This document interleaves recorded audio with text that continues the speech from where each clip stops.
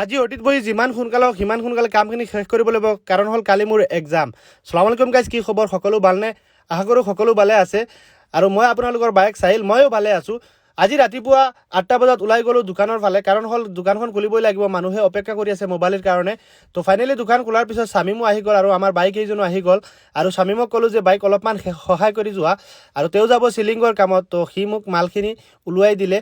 তো ফাইনেলি কাম কাজ শেষ কৰি দোকানৰ পৰা আঙুৰ ল'লোঁ আধা কেজিমান, কাৰণ হ'ল বাতিজা ল'ৰাটোৰ আঙুৰ লাগিবই। আৰু 12টা বাজি গ'ল, সেইকাৰণে ঘৰত যাওঁগৈ, কাৰণ হ'ল গা পাত ধুব লাগিব, আকৌ দোকানত সোনকালে আহিব লাগিব। তো গা পাত ধুই ঘৰৰ পৰা ওলাই গ'লোঁ দোকানত, আৰু ফাহিমো লগত আছে, সিও যাব বজাৰত। তো ফাইনেলি দোকানত অহাৰ পিছত আমাৰ বাইক কেইজন আহি গ'ল জিন্দা বজাৰৰ পৰা। তেওঁলোকৰ মোবাইলটো অফ হৈ গ'ল, অন নহয়।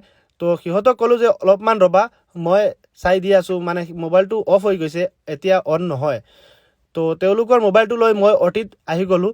অটিত বহি তেওঁলোকৰ মোবাইলটো চাই দি আছোঁ, কাৰণ হ'ল তেওঁলোকৰ মোবাইলটো অফ হৈ গৈছে, অন নহয়। আপোনালোকৰো মোবাইল বেয়া হ'লে আহিব পাৰিব, মোৰ তাত সকলো সামান এভেইলেবল আছে, আপোনাৰ যি লাগে সেয়া পাব। তাৰপিছত আহি গ'ল আমাৰ বাইক এজন, সিহঁতৰ মোবাইলটো বেয়া হৈ গ'ল, আৰু ভাবিলোঁ যে যিমান সোনকালে হওক সিমান সোনকালে কামখিনি শেষ কৰিব লাগিব, কাৰণ হ'ল আমাৰ কালি এক্সাম। আৰু এক্সামৰ কাৰণে আজি ৰাতি 10টা বাজি আছে, সেইকাৰণে ভাবিলোঁ যিমান সোনকালে হওক সিমান সোনকালে কাম শেষ কৰিম। আৰু দাদাক ক'লোঁ যে দাদা, আজি মোৰ লেট হৈ গ'ল, কালি মোৰ এক্সাম আছে, তো এতিয়া আমি দোকানখন বন্ধ কৰিম, আপুনি অলপমান ৰ'বা, একেলগে যাওঁগৈ দুয়োজন মিলি। তো ফাইনেলি দোকানখন বন্ধ কৰি ঘৰত গৈ আছোঁ, আৰু বাতিজা ৰৈ আছে জিলেকাক লৈ। তো আজিৰ ভিডিঅ' ইমানে, কালি নেক্সট ভিডিঅ' পাব।